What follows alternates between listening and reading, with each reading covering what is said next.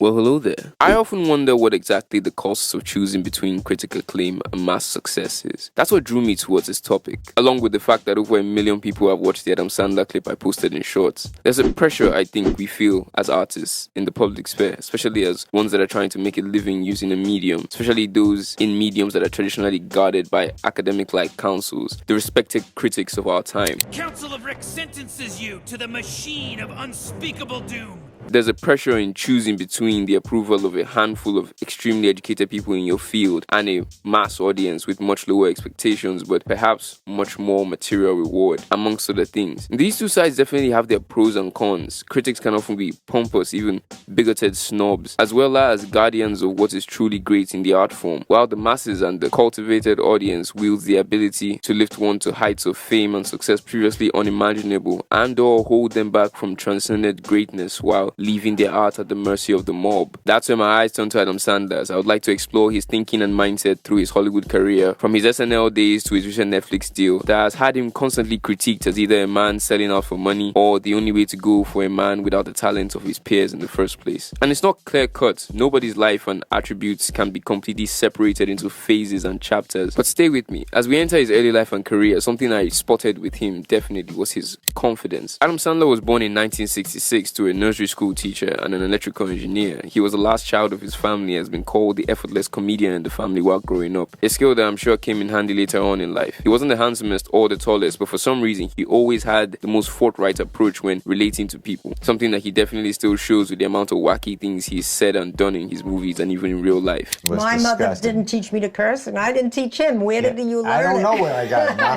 but it's been fun. All right, Ma, stay out of the shots now. You had your moment. He wanted to be like Eddie Murphy, so he knew he had to get into movies and not just stand-up. So he auditioned for and got a role on The Cosby Show at 12. But I didn't get on. Oh, it's terrible. Tragic. He got into comedy at a young age and got to do it outside of his parents' house when he turned 17. And sometimes he didn't write things down before going on, which is a bit stupid, but just shows you that he really couldn't be frazzled, even though eventually this did change. And he says that he started incorporating a guitar into his acts to reduce his nerves. As we go along, for years he's making pennies an hour doing stand-up, but he's getting better and better until he finally gets discovered by comedian Dennis Miller and recommended to SNL producer Lorne Michaels, and was hired in 1990 at barely 24. And it's in this period that we start to see his resilience a lot. Already from thugging it out, making $10 a day doing stand-up, and then even after getting on SNL and being part of a dream team of comedians, he gets fired by the same producer that hired him just 5 years later. Right, something like that. My heart was broken and I was scared, and then you don't like telling anybody, hey, you know that thing I was doing? They said I was no good at it. So what does he do? Is this the end? Rhetorical question. No. Using his SNL salary and sought out investment, he puts together a little movie called Billy Madison, starring himself that same year, and causes a class 5 turbulence in Hollywood. Now, I don't know where he got this idea in the days without internet, or perhaps he read the right books on exactly how to be Eddie Murphy, and it worked. On a budget of $10 million, it brought back, drumroll please, $26.5 million.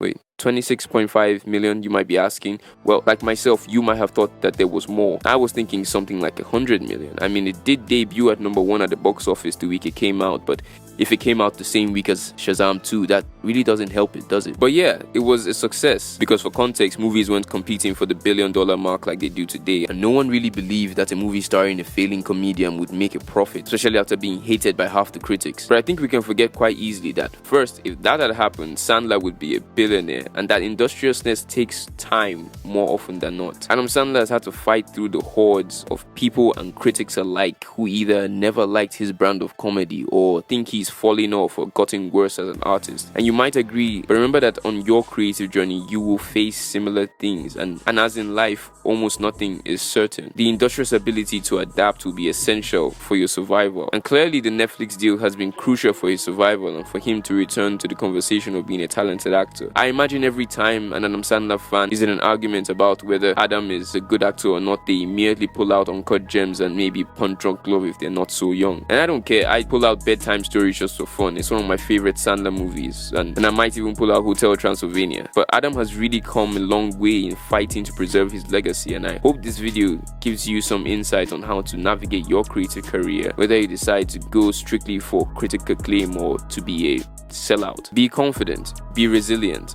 and be industrious. And as I've been adapting, I've recently recovered a piece of my soul and figured out again what this channel is supposed to be about and what I believe in. And that's making videos that take apart concepts and stories that serve as a guide and inspiration for creatives like you and I. So hit the subscribe button and join this community. My name is Osereme, this is Cards and Reels, and I'll see you next week.